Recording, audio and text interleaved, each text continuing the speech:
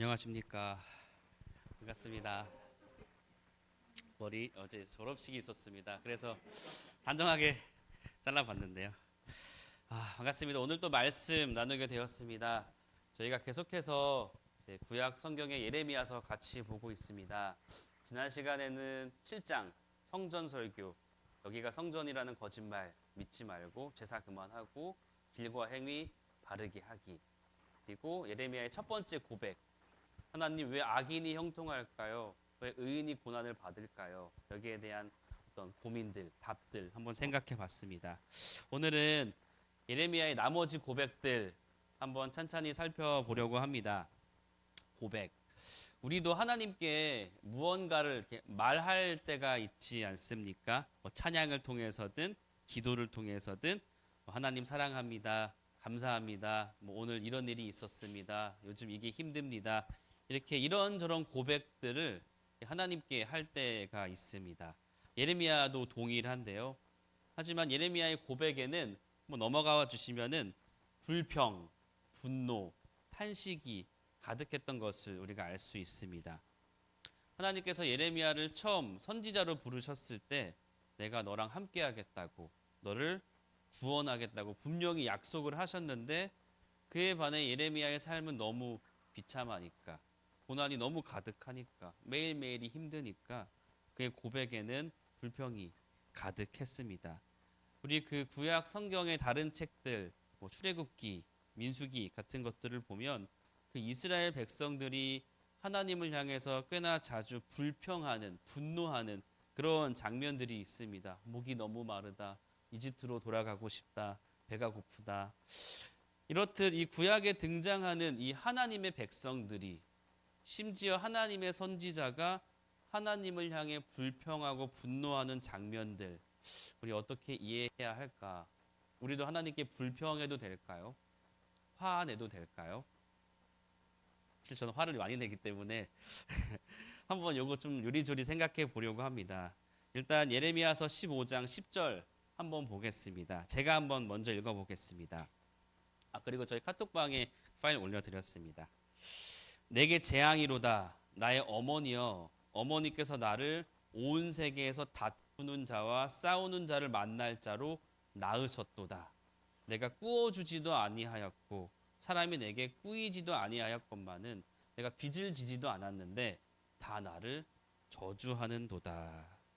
여기서 예레미야는 자기의 삶을 재앙이라고 표현합니다. 재앙. 왜 재앙일까? 10절 온 세계에서 다투는 자, 싸우는 자. 즉 예레미야는 가는 곳마다, 그가 말을 할 때마다 늘 분쟁이 발생하고 모두가 다 예레미야를 저주하는 겁니다. 그의 편이 없죠. 그를 지지하는 사람이 없고 모두가 나를 저주하는. 그래서 예레미야는 자기의 삶을 재앙이라고 표현하는데요. 여기에 대한 하나님의 답변, 그 다음 11절에 있습니다. 제가 한번 읽어보겠습니다. 여호와께서 이르시되 내가 진실로 너를 강하게 할 것이요 너에게 복을 받게 할 것이며 내가 진실로 네 원수로 재앙과 환난의 때에 너에게 간구하게 하리라. 여기 11절은 위로, 격려 이런 좀 말씀이죠. 내가 너 강하게 하겠다. 너 복을 받게 하겠다.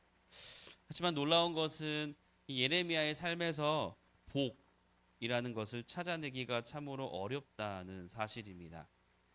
예레미야는 시작부터 끝까지 고난으로만 가득합니다. 다음 시간에 나누겠지만 예레미야서는 해피엔딩으로 끝나지 않습니다. 마지막까지 비참하게 예레미야는 끝이 나거든요.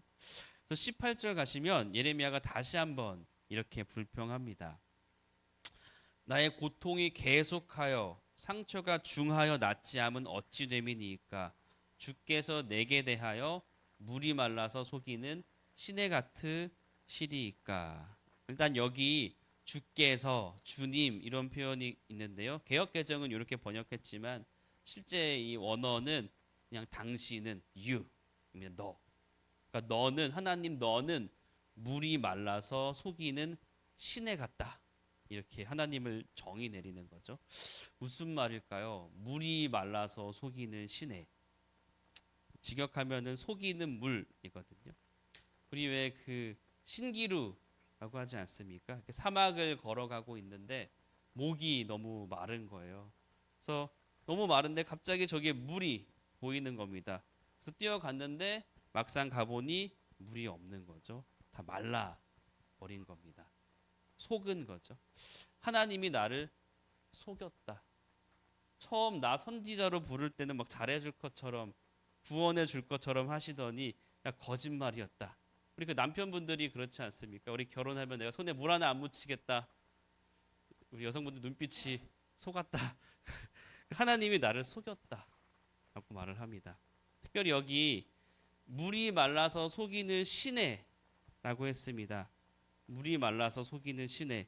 예레미야서 2장에 가시면 이런 구절이 있는데요. 13절 제가 읽어보겠습니다. 내 백성이 두 가지 악을 행하였나니 곧 그들이 생수의 근원되는 나를 버린 것과. 여기 하나님께서 자기 자신을 생수라고 표현하시거든요. 생수인 나를 내 백성이 버렸다. 이 생수 직역하면 그냥 흐르는 물 이런 뜻입니다. 그러니까 이 단어가 고스란히 15장 예레미야의 불평에 사용이 되고 있습니다. 그러니까 하나님은 스스로를 나는 이스라엘을 살게 하는 생수의 근원, 흐르는 물이라고 정의 내리시는데 예레미야는 딱 그 모티브를 가지고 와서 비꼬는 겁니다. 그 거짓말이다. 흐르는 물 아니고 하나님은 말라버린 물, 나를 속이는 물이시다. 이렇게 하나님을 고발하고 있는 겁니다. 하나님은 당신은 거짓말쟁이, 속이시는 분. 여러분 이거 꽤 셉니다. 우리 하나님께 이렇게 표현할 수 있을까요? 하나님 당신은 진짜 거짓말쟁이, 나 속이시는 분. 이거 하나님께 이렇게 말하는 건 사실 쉽지 않습니다. 왠지 불경한 것 같기도 하고 어떻게 감히 하나님께 이렇게 표현할 수 있을까요? 우리 본문 하나 더 보겠습니다. 20장 7절입니다. 이거 한번 같이 읽어보겠습니다. 20장 7절 시작. 여호와여 주께서 나를 권유하심으로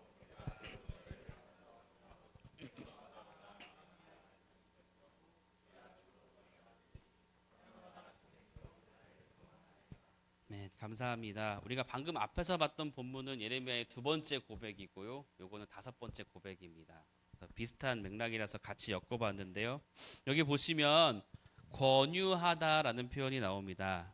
직역하면은 유혹하다, 꿰다 이런 뜻입니다. 우리 흔히 꿰어낸다라고 하지 않습니까? 나랑 같이 가면 행복할 거야. 같이 가면 잘 될 거야. 이렇게 예레미야를 속여서 꿰어냈다라는 겁니다. 그러니까 우리 개역 개정 성경은 권유를 하다 좀 품위 있게 표현했지만 사실 예레미야는 지금 하나님을 나를 유혹하시는 분, 속여서 꿰어내시는 분 이렇게 정의 내리고 있는 겁니다. 그리고 이런 표현이 뒤에 하나 더 있습니다. 주께서 나보다 강하사 이기셨으므로. 어떤 의미일까요? 하나님께서 나를 유혹하셔서 꿰어내셨고 아, 내가 하나님께 속았구나, 유혹을 당했구나. 예레미야가 깨달은 겁니다. 그래서 이제 거기서 도망치려고 했는데 이번에는 하나님이 힘이 더 센 거예요. 그래서 힘으로 강하사 강제로 이렇게 눌러버리는 그런 상황을 말하고 있습니다. 이거 7절 말씀 진짜 셉니다. 내가 지금 선지자로 살아가고 있는데 이거 전적으로 하나님이 나를 속이셔서 나를 꿰어내셨고 심지어 내가 깨달았더니 강한 힘으로 나를 강제로 눌러서 내가 어쩔 수 없이 이 길 걸어가고 있다라는 거죠. 억지로 속아서 힘에 떠밀려서 살아가는 그런 하나님의 사역자. 그래서 결과는 뭘까요? 7절 종일토록 조롱거리가 되었다. 심지어 결과도 좋지 않죠. 이어서 8절 보겠습니다. 차시연 읽어볼래요? 딱 걸렸어. 네.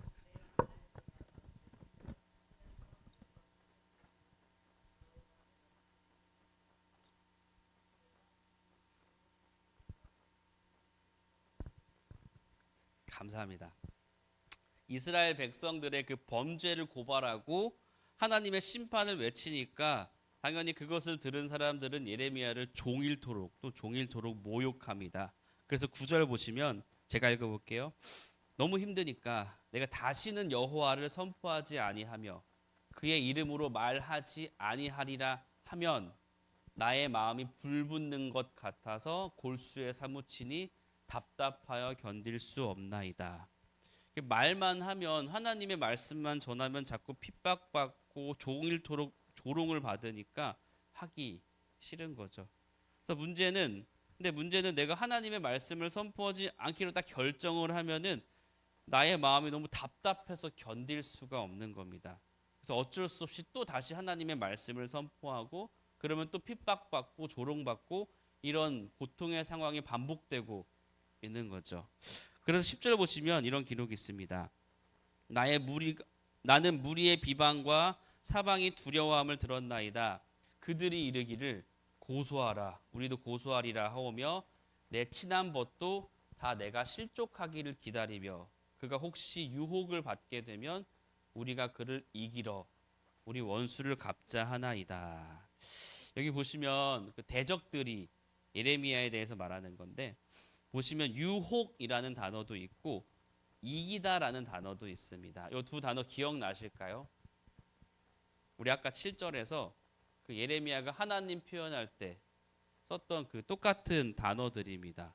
동어 반복이죠. 그러니까 하나님이 나를 유혹하셨고 꿰어내셨고 또 힘으로 이렇게 이기셔서 나를 이 길로 억지로 가게 하셨는데 놀랍게도 나를 죽이려고 하는 사람들도 유혹하고 이기려고 한다. 즉 나를 죽이려고 하는 그 사람들이나 하나님이나 다 똑같다라는 거죠.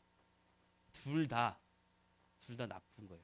둘 다 나 유혹하고 꿰어내고 힘으로 없애려고 하고 하나님이나 저 대적들이나 다를 게 없다라는 거죠. 이렇듯 예레미야는 하나님께 분노하고 불평합니다. 물론 우리 10절까지 봤는데 이 다음 절 11절부터 13절까지는 매우 은혜롭습니다. 하나님은 용사이십니다. 저들이 나를 이길 수 없습니다. 이렇게 하나님을 찬양합니다. 그래서 20장 7절부터 13절까지 우리가 잠깐 봤는데 이 7절부터 13절까지의 예레미야의 고백은 우리 구약의 시편에서 흔하게 볼 수 있는 탄식시, 탄식하는 시의 전형적인 패턴입니다. 탄식시. 그러니까 구약의 탄식시는 보통 이런 구조를 가집니다. 처음에는 원망, 불평, 나 너무 힘들다. 하지만 결국에는 하나님의 구원 찬양. 이렇게 탄식시가 구성이 되어 있거든요. 구약의 탄식시가 이런 구조를 가지는데 예레미야서도 동일하죠. 처음에 불평, 분노, 하나님이 나를 유혹했다. 저 대적들도 나를 유혹해서 죽이려고 한다. 하지만 결국 하나님 찬양. 이게 딱 7절부터 13절까지입니다. 근데 문제는 14절부터입니다. 그러니까 이렇게 하나님의 구원을 찬양하는 것으로 이게 끝나야 이 독자들로 하여금 뭔가 안정감을 줄 수 있거든요. 탄식시의 전형적인 패턴. 하지만 예레미야는 그렇지 않습니다. 다시 한 번 더 원망, 불평을 쏟아냅니다. 14절. 우리 딴짓하고 있는 노성현 딴짓은 아니고 한번 읽어줄래요? 요거 14절, 17절. 네, 큰 소리로.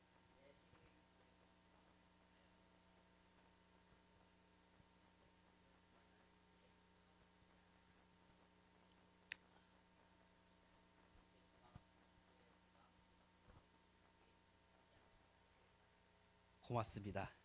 여기 보시면 다시 한 번 더 하나님께 불평하는데요. 14절 내 생일이 저주를 받았더라면 17절 그가 나를 어머니의 태에서 죽이지 아니하셔서 즉 내가 엄마 뱃속에서 죽었어야 했는데 하나님께서 나를 태어나게 하셔서 야 내가 지금 이 고생이다 이 재앙이다 이런 고백을 하는 거죠. 자신의 탄생에 대해서 지금 분노하는 겁니다. 여기 보시면 어머니라는 표현도 나오고 태, 어머니의 태, 어머니의 배 이런 표현들이 있는데요. 사실 이 단어들은 예레미야서 1장에서도 등장했던 표현입니다. 하나님께서 예레미야에게 야, 내가 너를 어머니의 배에서 짓기도 전에 엄마 태 속에서 조성하기도 전에 너를 선지자로 택했다. 그런 기록이 있거든요. 그러니까 예레미야는 지금 그 엄마 뱃속에서의 하나님에서의 그 오래전의 부르심을 다 부정하는 겁니다. 그 배, 그때 없었어야 되는데 하나님이 괜히 그때 나 부르셔갖고 내가 지금 이런 삶을 산다. 내가 괜히 태어났다. 내가 죽었어야 했는데 라는 거죠. 여러분 어떠신가요? 예레미야 이런 분노, 불평 충분히 이해가 되면서도 이거 괜찮나 싶은 생각도 듭니다. 하나님 너는 주님도 아니죠. 너는 거짓말쟁이. 나 속이는 존재. 나를 몰래 이렇게 유혹해서 꿰어내고 힘으로 강제로 억지로 이 길 가게 하시는 분. 아, 내가 아예 죽었어야 됐는데 그냥 엄마 뱃속에서 태어나지 말았어야 했는데 내 삶은 재앙 그 자체. 하나님께 분노하는 것, 불평하는 것 이거 괜찮아 보이시나요? 어떻게 생각하세요? 사실 예레미야서뿐만 아닙니다. 그렇죠? 시편이나 욥기서를 보더라도 이게 하나님께 불평하고 분노하는 그런 본문들이 있습니다. 이렇게 하나님께 불평해도 괜찮은 걸까요? 당시 고대 근동의 다른 문헌들, 다른 기록들을 보면 이런 신을 향한 탄식시들이 또 있었습니다. 구약 성경뿐만 아니라 우상을 섬기는 다른 이방 민족들의 문헌에서도 기록에서도 이런 탄식시들이 등장해요.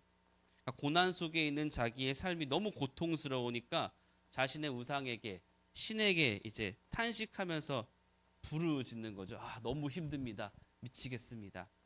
근데 이 구약 말고 이 고대 근동의 탄식시들의 공통적인 특징이 있는데 그게 뭐냐면 사죄 목록, 죄에 대한 회개 목록이 엄청 길다는 사실입니다. 하나님 너무 힘듭니다. 그 다음에 사죄 목록이 엄청나게 길게 기록이 되어 있어요. 내가 이것도 잘못했고 저것도 잘못했고. 왜 이렇게 죄를 고백했을까요? 우상을 섬기던 이방 민족들은. 왜냐하면 내가 지금 고난을 겪고 있는데 그게 내 잘못일 테니까. 내가 죄를 지어서 지금 이런 고난에 처하게 되었다라는 그런 생각이 이제 거기에 깔려 있었죠. 그래서 이런 사죄 목록이 다른 고대 근동의 탄식시에 꼭 포함이 되어 있는데 문제는 왜 이렇게 길었을까? 이 목록이 너무너무 많은 겁니다. 이것도 잘못했고 저것도 잘못했고 내가 이런 죄도 지었고 저런 죄도 지었고 이 목록이 많아도 너무 많은 거예요. 왜 고대 근동의 탄식시에는 이렇게 사죄 목록이 이렇게 엄청나게 길었을까? 왜 그랬을까요? 자기네 신을 모르겠는 겁니다. 이 신이 도대체 뭐 때문에 화가 나서 나한테 이런 고난을 주는지 내가 정확히 뭘 잘못했는지 모르겠더라. 이 신이 뭘 싫어하는지 모르겠으니까 일단 주문처럼 다 고백하는 거예요. 그 사죄 목록을. 이것도 잘못했고 저것도 잘못했고 요 중에 하나 얻어 걸리면 용서 받는 거죠. 그냥 주문을 외우듯이 이 사죄 목록을 쭉쭉쭉쭉 읽어나가는 그런 것들이 있습니다. 왜요? 내 신이, 내 우상이 도대체 왜 이러는지 모르겠으니까. 내가 뭔가는 잘못해서 벌을 받고 있는 것 같은데 내가 정확히 뭘 잘못했는지 이 신이 뭘 싫어하는지 모르겠으니까. 근데 이 구약 신앙은 좀 다릅니다. 구약의 신앙인들, 예레미야, 시편의 여러 저자들, 욥기 저자들 하나님께 덤벼듭니다. 왜 덤벼들까요? 내가 하나님 알거든요. 하나님이 도대체 이럴 분이 아니신데 분명히 정의로운 분이시고 약속하신 거 하나님 지키시는 신실한 분이신데 내 현실이 그렇지 않으니까 덤벼드는 거예요. 하나님에 대한 지식과 믿음이 있으니까 사실 이렇게 덤벼드는 신앙이 나오는 거라 생각합니다. 하나님, 왜 악인이 형통합니까? 하나님 정의로운 분인데. 하나님, 나에게 분명히 구원을 약속하셨는데 도대체 이게 뭡니까? 하나님 신실한 분이신데. 이게 당시 고대 근동의 다른 이방 민족들과 구약 신앙의 차이입니다. 구약의 신앙인들은 고난이 닥쳤을 때 그저 내 죄 때문이겠거니 이러지 않았습니다. 입에 발린 찬양으로 하나님께 아부하지 않았습니다. 거세게 항의합니다. 왜요? 내가 하나님 어떤 분이신지 아니까. 하나님 정의롭고 신실하신 분이라는 걸 내가 믿으니까. 문득 이 말씀 묵상하면서 저는 이런 생각이 들었습니다. 왜 우리 하나님께 잘 불평하지 않을까? 왜 하나님께 거세게 항의하지 않을까?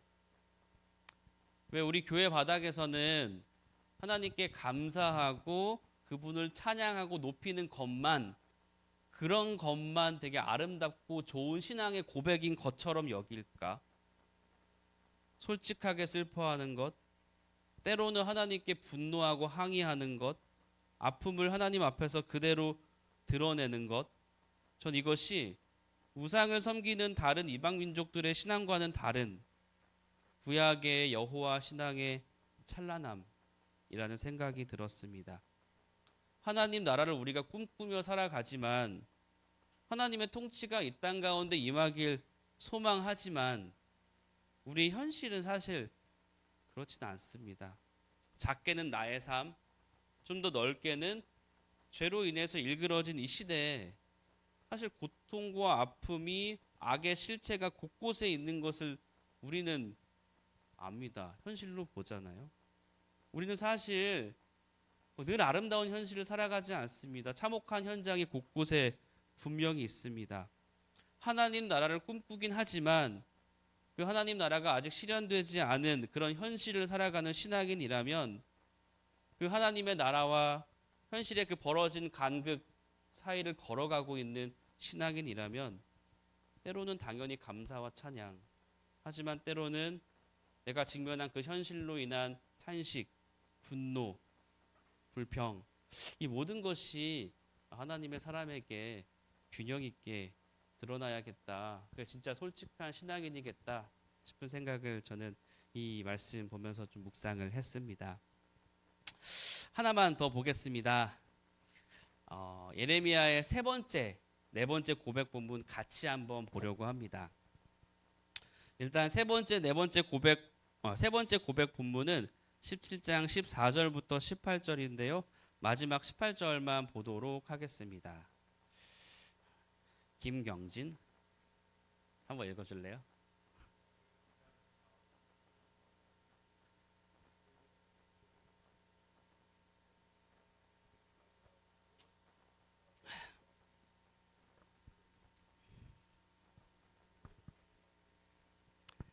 감사합니다. 나이 순서대로 하고 있거든요. 차승준 어디 갔지? 자, 여기 보시면 이런 고백이죠.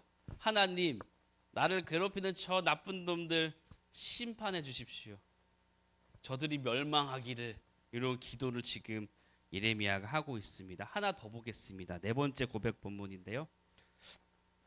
18장 21절. 그러하온즉 그들의 자녀를 기근에 내어 주시며 그들을 칼의 세력에 넘기시며 그들의 아내들은 자녀를 잃고 과부가 되며 그 장정은 죽음을 당하며 그 청년은 전장에서 칼을 맞게 하시며. 이 세 번째, 네 번째 고백 본문은 우리가 흔히 말하는 저주의 기도가 담겨져 있는 본문입니다. 나의 원수를 저주하는 그런 본문이죠. 사실 이런 본문 좀 당황스럽습니다. 우리가 묵상하는 이런 말씀 딱 받게 되면 어떻게 적용할까 싶죠. 갑자기 싫어하는 사람 막 저주하고 그러면 될까요? 심지어 대적뿐만 아니라 그 대적의 아내, 자녀들까지도 막 저주하는, 사실 이거 엄청난 본문입니다. 근데 이런 저주 기도 본문은 시편에 꽤 자주 등장해요. 제가 표시해 놨죠. 여러분 혹시 종이 성경책 있으신가요? 뭐 보시지 않아도 되고요. 그 뒤쪽에 보면은 교동문이라고 있습니다. 교동문. 모든 교회가 그런 건 아니지만 몇몇 교회에서 예배 시간에 인도자랑 청중이 번갈아 가면서 교동문을 낭독하거든요. 뭐 시편부터 시작해서 여러 본문들이 그 교동문에 있습니다. 근데 흥미로운 것은 여기에 저주의 기도는 없다는 사실이죠. 뭐 당연합니다. 우리가 예배 시간에 인도자가 제가 갑자기 그들의 자녀를 기근에 내어 주시고 그럼 여러분들이 회중은 그 남편은 칼에 맞아 죽게 하시고 이런 것들을 예배 시간에 우리 성도들이 주고받기에는 사실 좀 그렇죠. 저주의 기도 사실 좀 불편합니다. 남을 저주하는 본문이 왜 하나님의 말씀인 성경에 들어가 있지? 라는 거죠. 우리가 알고 있는 신약 성경은 이렇게 말하죠. 원수를 사랑하라. 이렇게 정면으로 충돌합니다. 원수를 사랑해라. 사실 이게 우리가 일반적으로 갖고 있는 잘 지키지 못하지만 그래도 우리가 일반적으로 갖고 있는 신앙인의 또 정서, 가치관이거든요. 근데 문제는 야, 너의 원수를 너의 몸처럼 사랑해라. 이 한 말씀으로 다 덮어버리기에는 구약 곳곳에 특히 시편에 그러니까 구약 신앙인들의 고백에 신앙 고백에 이 저주의 기도가 너무 많다라는 사실입니다. 하나님의 말씀이니까 그냥 넘어가기에도 그렇고 막상 이거 내 삶에 적용하기에도 야, 누굴 저주한다? 쉽지 않죠. 전 이게 오늘날 우리 교회에서의 저주 기도의 위치라고 생각합니다. 저희 저주 기도 설교 들어본 적 없습니다. 그렇죠? 어떻게 받아들여야 할까? 좀 싫은 사람들이 떠오르시나요? 첫 번째 이제 개인적인 해석 나눠보려고 합니다.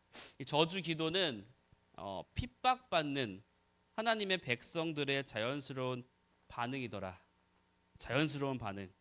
여러분 맞으면 아픕니다. 그렇죠? 전 중학교 때 꽤 많이 맞았습니다. 지금 이렇게 착해 보이지만 맞으면 진짜 아픕니다.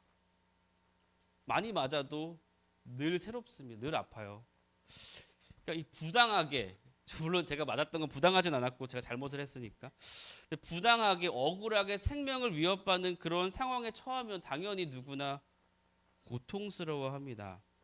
부당하게. 여기에 대한 가장 자연스러운 반응은 뭘까요? 날 괴롭히는 저놈들 혼내주십시오. 여러분 인생을 좀 살아야 보신 분들은 아시겠지만 보통 힘이 있는 사람은 부당한 대우 잘 안 받습니다. 부당한 대우 받아도 내가 가진 힘으로 복수할 수 있습니다.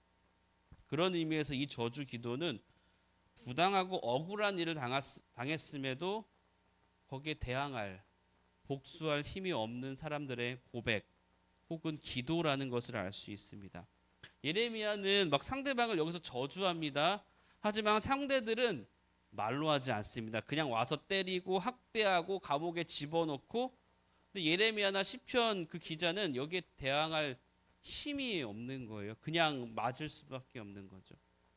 그래서 대개 이 저주의 기도를 하는 집단은 핍박을 받고 있음에도 거기에 저항할, 대항할, 복수를 할 힘이 없는 그런 사람들입니다. 이들이 할 수 있는 게 뭘까요? 기도죠. 뭐 힘이 없으니까. 저주 기도. 이거 어디까지나 기도거든요. 내가 복수하는 것이 아니라 물론 그런 힘도 없지만 그 복수를 하나님께 맡기는 것.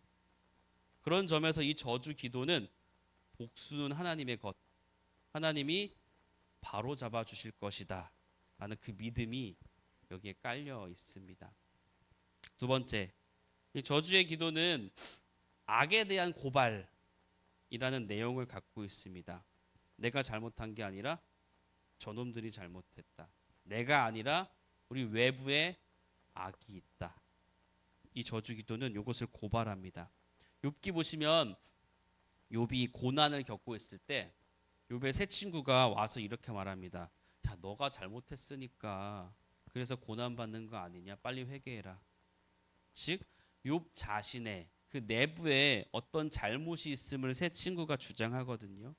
하지만 예레미야의 저주 기도 시편의 저주 시들은 이 참상의 원인이 내 안에 있는 게 아니라, 내가 벌 받는 게 아니라 외부에 선명한 악의 세력이 존재한다 하는 것을 보여줍니다. 사람을 짓밟고 황폐하게 만드는 악의 실체가, 야, 우리 외부에 분명히 있구나. 저 악한 놈들 하나님 심판해 주십시오 라는 거죠.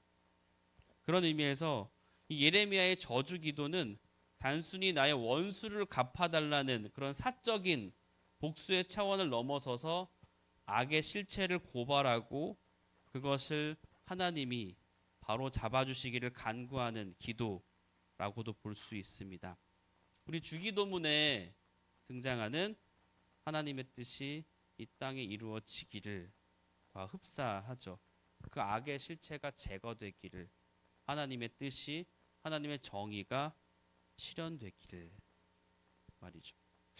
이 저주의 기도 본문 어떻게 적용할 수 있을까? 제가 늘 이 적용이 참 어렵습니다. 이 설교라는 게 꼭 적용이 있어야 되지 않습니까? 강의만 하면 참 편한데 어떻게 적용할까? 저주기도 이 말씀 개인적으로 좀 깊이 묵상하면서 저는 저의 기도 제목들을 좀 살펴봤습니다. 나 요즘에 뭐 기도하고 있지? 나의 관심사는 뭐지? 봤더니 온통 개인적인 것들 뿐이더라고요. 나 개인, 나 자신. 그러니까 나의 외부에 있는 악에 대한 고발, 그 악으로 인해 억압받고 뭐 배제당하고 고통당하고 있는 그런 사람들, 이 땅 가운데 하나님의 정의가 실현되기를, 어떤 이런 차원의 기도가 나에게 참 없었구나 싶은 생각들이 들었습니다. 나의 시선이 온통 내 삶에 쏠려 있었네. 그런 것들을 좀 보게 되었어요. 여러분들은 요즘 어떤 기도 하고 계신가요? 저주 기도 하고 계신가요? 이렇게. 사실 그 한 개인의 기도 제목은 그 사람의 관심이 어디에 있는지를 보여준다고 생각합니다. 우리 외부에 있는 이 시대, 이 사회 악의 실체에 대해서 민감하신가요?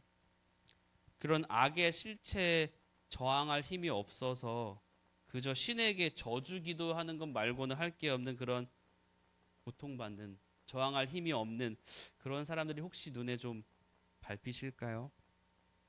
하나님의 정의가 이 땅 가운데 실현되기를 소망하실까요?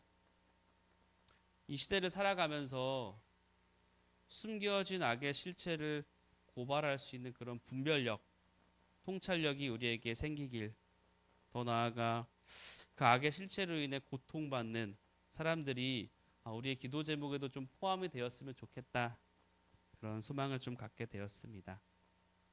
자, 마지막으로 한 가지 더 나누고 오늘의 설교 마무리하겠습니다.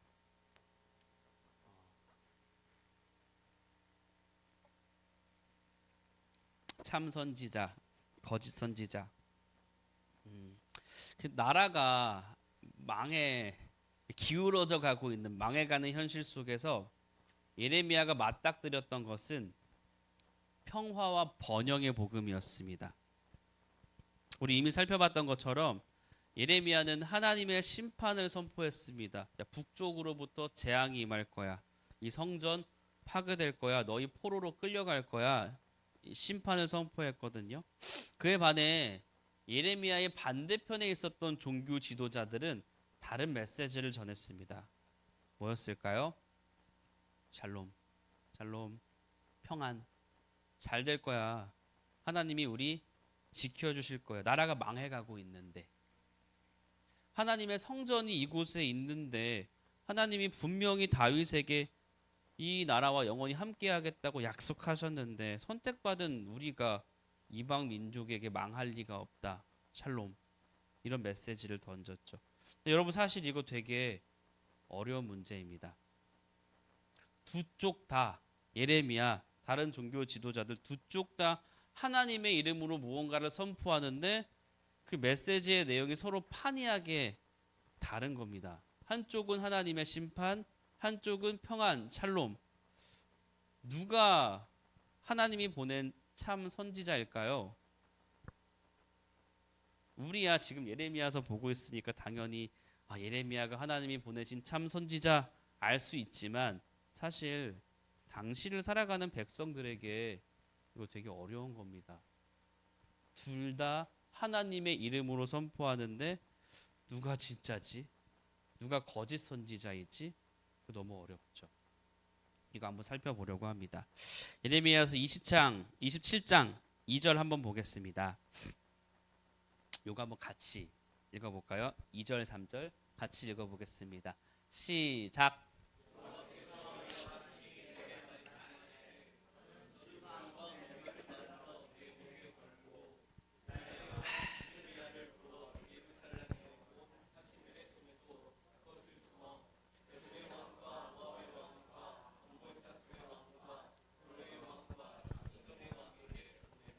감사합니다.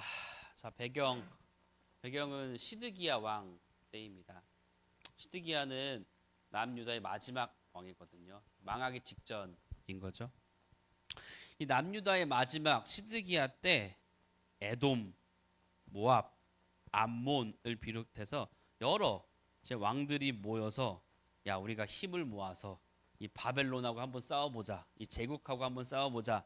이렇게 단결을 하고 동맹을 맺는 그런 회의들을 지금 27장에서 하는 겁니다. 근데 이렇게 회의를 하고 있는데 요 자리에 가서 예레미야가 갑자기 멍에를 메고 가서는 하나님의 말씀 전합니다. 내가 이렇게 멍에를 맨 것처럼 너희도 바벨론의 멍에를 메라. 바벨론한테 그냥 항복해라. 포로로 끌려가라. 그렇지 않으면 계속 저항하면 멸망하는 그 날까지 계속 하나님께서 칼을 기근을 전염병을 너희에게 보내실 것이다. 이렇게 심판을 예언하죠. 그러니까 어떻게 한번 싸워보자, 이겨보자 하는 사람들에게 가서 야, 그냥 포기해 라는 거잖아요. 27장은 그런 내용입니다. 28장 바로 넘어가 보겠습니다. 1절 제가 읽어보겠습니다. 그해 곧 유다 왕 시드기야가 다스리기 시작한 지 4년 다섯째 달 기브온 아술의 아들 선지자 하나냐가 여호와의 성전에서 제사장들과 모든 백성이 보는 앞에서 내게 말하여 이르되. 여기 하나냐라는 선지자가 등장합니다. 성전에서 제사장들과 모든 백성들이 모였다. 아마도 어떤 절기, 특별한 날이었던 것으로 보이는데요. 그 모두가 모였던 자리에서 하나냐가 예레미야에게 이렇게 말을 합니다. 28장 2절 만군의 여호와 이스라엘의 하나님이 이같이 일러 말씀하시기를 내가 바벨론 왕의 멍에를 꺾었다 라고 선포합니다. 여기 보시면 하나님이 이같이 일러 말씀하시되 이런 표현들은 그 구약의 선지자들이 이제부터 내가 하는 말은 이거 내 말 아니고 하나님의 말이다. 그 권위를 부여할 때 이런 형식적인 어구를 사용합니다. 3절 보시면은 내가 바벨론 왕 느부갓네살이 이곳에서 빼앗아 바벨론으로 옮겨간 여호와의 성전 기구를 모든 성전 기구를 2년 안에 다시 이곳으로 되돌려 오리라. 4절 바벨론으로 간 유다 모든 포로를 다시 이곳으로 돌아오게 하리니. 그러니까 2절에서 하나님이 일러 말씀하시기를로 시작해서 4절 여호와의 말씀이니라로 끝이 나거든요. 즉 이 모든 말 시작부터 끝까지 이게 다 하나님의 말씀이다라고 말을 하는 거죠. 근데 문제는 예레미야가 하나님의 이름으로 선포한 내용과 여기 하나냐가 하나님의 이름으로 선포한 내용이 서로 다르다라는 겁니다. 27장에서는 예레미야는 목에 멍에를 메고서 야 너네 항복해라. 다 끌려가라. 야 안 그러면 우리 몇 년 전에 성전 기구 다 뺏겼는데 남아있는 것도 이제 다 뺏길 거다. 그러니까 까불지 말고 그냥 순순히 항복해라. 이게 예레미야가 하나님한테 받은 말씀이거든요. 근데 같은 시기에 같은 하나님의 이름으로 정반대되는 내용을 예언하는 아니야 성전 기구 빼앗긴 거 돌아올 거야. 이런 사역자가 있더라라는 거죠. 이럴 경우에 여러분 누가 참 선지자이고 누가 거짓 선지자일까요? 이거 구별하기 쉽지 않습니다. 우리야 이미 알고 있지만 당시를 살아가는 사람들 어떻게 구별할 수 있었을까요?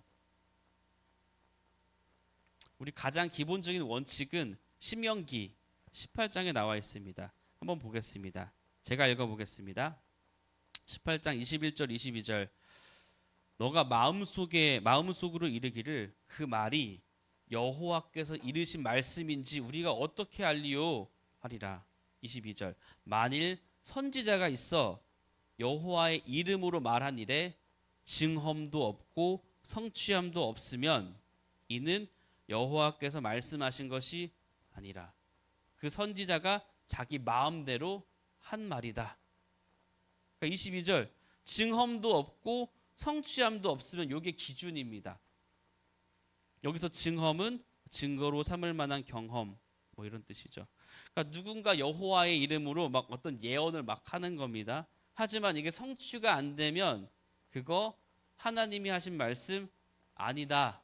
그 선지자가 자기 마음대로 자기 속에 있는 거 한 말이다 라는 거죠. 이해되시나요? 근데 문제는 뭘까요? 가령 요 하나냐 같은 경우에는 빼앗겼던 성전 기구들이 2년 안에 돌아온다 이렇게 예언을 했는데 문제는 그럼 이 2년이 되기 전까지는 이게 진짜 예언인지 이놈이 가짜 예언자인지를 판정할 수가 없는 겁니다. 그렇죠? 2년을 꼬박 기다려야 돼요.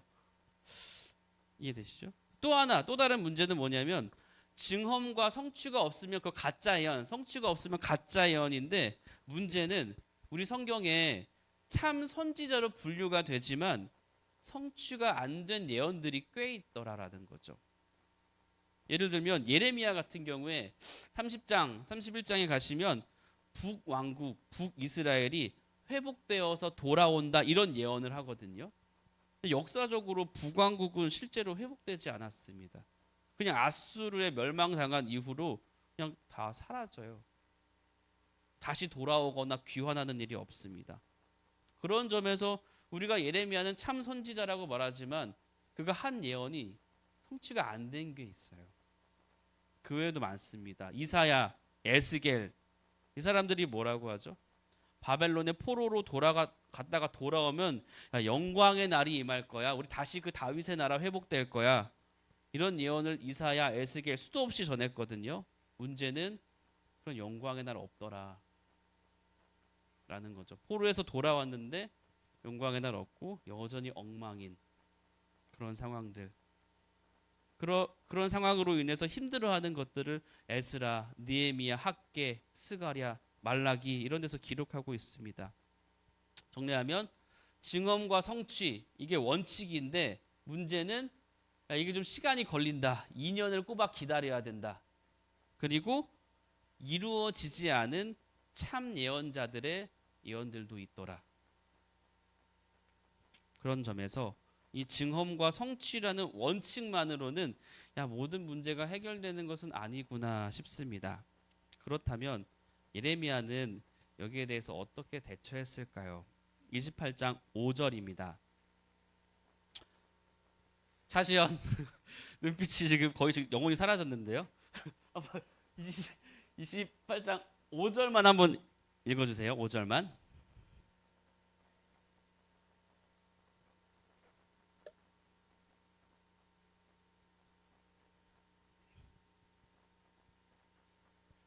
맞습니다. 이거 좀 특이합니다. 제가 색깔로 좀 표시해 놨는데요. 여기 계속해서 반복되는 단어가 있습니다. 바로 선지자라는 단어입니다. 예레미야 앞에도 선지자라고 하고 하나냐 앞에도 선지자 이렇게 하죠. 요거 28장만의 특징입니다. 굳이 둘 다에다가 선지자를 붙여 놓거든요. 6절을 보더라도 선지자 예레미야가 말하니라. 10절 선지자 하나냐가 선지자 예레미야의 목에서. 11절 선지자 예레미야가. 12절 선지자 하나냐가 선지자 예레미야의 목에서. 이거 딱 28절의 특징입니다. 다른 챕터에서는 이렇게 기록하지 않습니다. 그냥 예레미야거든요. 근데 여기만큼은 선지자 예레미야, 선지자 하나냐. 요거 저자가 굳이 요 두 사람 앞에다가 선지자 이렇게 써두고 있더라. 어떤 의미일까? 저는 이런 것 같습니다. 둘 다 선지자다. 누가 참 선지자인지 누가 거짓 선지자인지 그거 모른다. 예레미야서 저자는 그 독자를 청중을 이 긴장 속으로 데리고 갑니다. 누가 진짜인지 모르겠더라. 그 상황으로 돌아가면 하나냐가 진짜인지 예레미야가 진짜인지 몰랐다.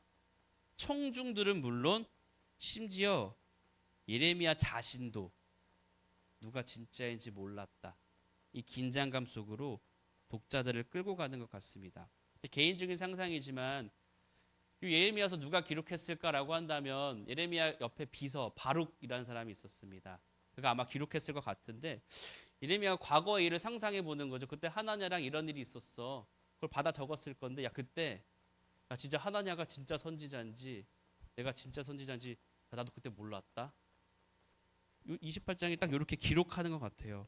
누가 진짜인지 몰랐다. 둘 다 선지자다.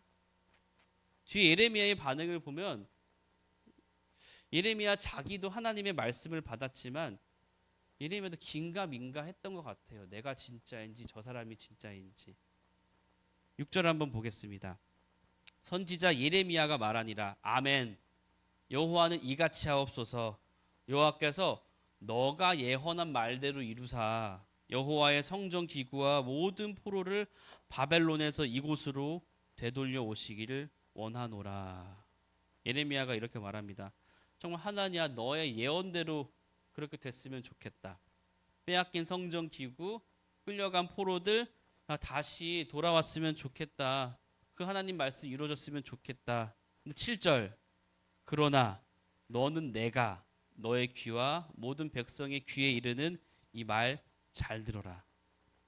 그러니까 너가 그렇게 말한 대로 예언대로 됐으면 좋겠다. 근데 야 내 말도 한번 들어볼래? 8절 뭐라고 하죠? 나와 너 이전의 선지자들이 예로부터 많은 땅들과 큰 나라들에 대해서 전쟁과 재앙과 전염병 예언했다.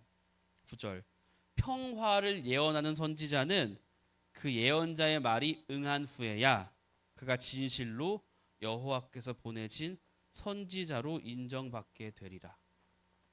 예레미야 이 대처 방법이 흥미롭습니다. 예레미야 자기도 하나님한테 말씀을 받아서 선포했고 하나냐 역시 하나님의 말씀을 선포했는데 예레미야의 반응 오케이 너가 하는 말 진짜일 수 있겠다. 정말 너의 예언대로 나도 나라가 망하지 않고 회복됐으면 좋겠다. 근데 내가 보니까 너 이전에 그러니까 우리 옛날에 선배 선지자들 보니까 다 전쟁, 전염병, 재앙 예언하더라라는 거죠. 이해되시나요? 이게 사실 맞죠? 하나님이 그 선지자들을 보내신 까닭은 물론 백성들이 잘 살고 있어서 격려하기 위해 선지자를 보내실 수도 있지만 대부분의 경우에는 이 예레미야가 자기네들 역사를 보니까 그 백성들이 잘못 가고 있을 때 항상 하나님이 선지자들을 보내셔서 심판, 멸망 예언하더라라는 거죠. 야, 우리 이전까지 선배 사역자들 전부 다 전쟁, 전염병 예고했다. 근데 특이하게 평화를 예언하는 선지자가 나온다? 그러면 그거 두고 볼 일. 9절에서 말하죠. 그 말이 응한 후에야 그제서야 그가 진짜 선지자다. 즉 예레미야는 아까 우리 신명기 18장에 나온 그 증험과 성취의 원칙을 평화 예언자에게만 적용하고 있습니다. 왜요? 역사를 보니까 참 선지자는 늘 심판, 전염병 예고하는 사람들이었으니까 하나님은 잘못 가는 백성들을 위해서 거의 주로 이런 선지자들을 보내셨으니까. 근데 갑자기 누가 나타나서 평화를 하나님의 이름으로 예언한다? 야 그러면 증언과 성취 요거 봐야 된다. 요게 딱 예레미야의 입장이죠. 그러자 10절 제가 읽어보겠습니다. 선지자 하나냐가 선지자 예레미야의 목에서 멍에를 빼앗아 꺾고 모든 백성 앞에서 하나냐가 말하여 이르되 여호와께서 이와 같이 말씀하시니라. 내가 2년 안에, 다시 한 번 더 반복하죠, 모든 민족의 목에서 바벨론의 왕 느부갓네살의 멍에를 이와 같이 꺾어 버리리라 하셨느니라 하매 선지자 예레미야가 그냥 자기의 길을 가니라. 서로 다른 계시가 충돌할 때, 서로 받은 하나님의 말씀이 다를 때 예레미야의 반응이 참 흥미롭습니다. 너의 주장 맞을 수도 있겠다. 정말 너가 받은 그 예언대로 됐으면 나도 좋겠다. 하지만 내 말도 좀 들어봐라. 역사를 살펴보니 우리 선배 선지자들 이러지 않았냐? 이거 뭘까요? 합리적인 사고와 관찰입니다. 합리적인 사고와 관찰. 이렇게 뜻밖에도 예레미야가 계시의 충돌을 해결해 나가는 방식이었습니다.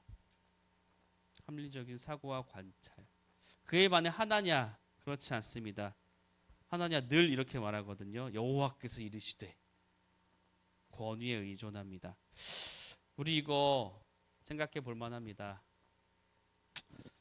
저도 사역자로서 이렇게 설교 강단에 가끔 설 때가 있는데, 사실 한국교회의 강단을 보면 지금 내가 전하는 말씀이 곧 하나님의 말씀이다라는 것을 그 성도들에게 아주 강하게 어필하는 모습들을 간혹 보곤 합니다. 개인적으로 저 그런 식의 설교 그렇게 편하게 여기지는 않습니다. 목사가 하는 말이 곧 하나님의 말씀, 사실 이거 동의하기 어렵죠. 그렇지 않은 목사들 천지 있고, 결국에 성경 본문에 대한 자기의 해석을 전하는 것인데, 그 목사를 성직으로 신성시 여기고 그가 하는 말이 곧 하나님의 말씀, 여호와께서 이르시되, 이런 태도, 저는 우리 경계해야 한다 싶은 생각이 좀 들었습니다.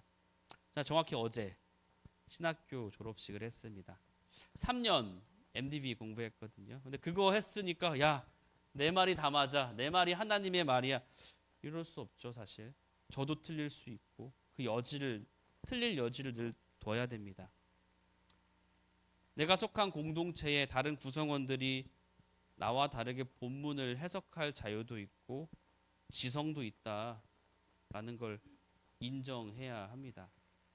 제가 지금 여기서 하는 설교, 그리고 지극히 제 개인적인 공부, 개인적인 해석이고 여러분 적용입니다. 저 개인적으로 우리 아름다운 허브교회 공동체가 이랬으면 좋겠다 싶은 것 중에 하나는, 당연히 일상 살아가시는 게 너무 바쁘시겠지만 최대한 열심히 공부해서 설교자의 설교에 충분히 의문을 제기하고 따져보고 의심해보고 저 해석이 정말 설득력이 있는지 개연성이 있는지 고민해보는 이런 작업들이 좀 필요하다는 생각을 했습니다. 그렇지 않고 공부해보지 않고 그저 설교자의 설교에 무비판적으로 수긍하며 살아가면 사실 다 망할 수 있습니다. 이스라엘이 딱 망하기 직전이 그랬거든요. 여호와께서 이르시되 샬롬 평안, 하나님이 우리 지켜주실 거야. 그러자 백성들은 야, 이거 하나님의 말씀이다, 아멘. 그리고 엄청난 예물 갖다 바치기. 그리고 딱 망했거든요. 전 그런 점에서 이런 계시의 충돌 앞에 예레미야의 태도를 보면서 당연히 우리가 성령의 음성에 민감하게 반응해야겠지만, 이와 동시에 하나님이 우리 각자에게 주신 이성을 근거로 한 합리적인 사고와 관찰, 나도 언제든지 틀릴 수 있다는 그 겸손함을 바탕에 둔 다양한 의견들, 성서 본문에 대한 다양한 해석들 존중하기. 하나님이 이르시되 권위에만 의존하는 것이 아닌 공동체 구성원 모두의 다채로운 목소리에 귀를 기울이기. 이런 덕목들이 우리가 성서를 해석하는 부분에 있어서든 교회를 운영해 나가는 문제에 있어서든 이러한 것들이 함께 가면 우리 공동체가 좀 더 건강해지겠다 싶은 생각을 하게 되었습니다. 감사합니다. 자, 기도하고 마치겠습니다. 하나님 아버지, 은혜를 감사합니다. 오늘 예레미야서 준비하고 또 나누면서 많은 본문들, 다양한 이슈들을 동시에 다루다 보니 말씀을 잘 전했을까 사실 걱정이 됩니다. 하나님, 우리 모두에게 각자에게 각자의 삶의 정황에서 던지시는 하나님의 말씀 메시지가 분명히 있을 텐데 우리가 머리로 이해하는 것에서 그치지 않고 우리가 살아가는 삶의 현장에서 순종의 열매로 드러나기 원합니다. 우리의 그런 작은 순종들을 통해 우리가 꿈꾸는 하나님의 나라가 이 땅 가운데 하나님의 정의와 사랑이 이 땅 가운데 재현되기를 우리의 삶을 통해 하나님의 그 은혜가 주변에 흘러가기를 소망합니다. 감사합니다. 예수님의 이름으로 기도합니다. 네.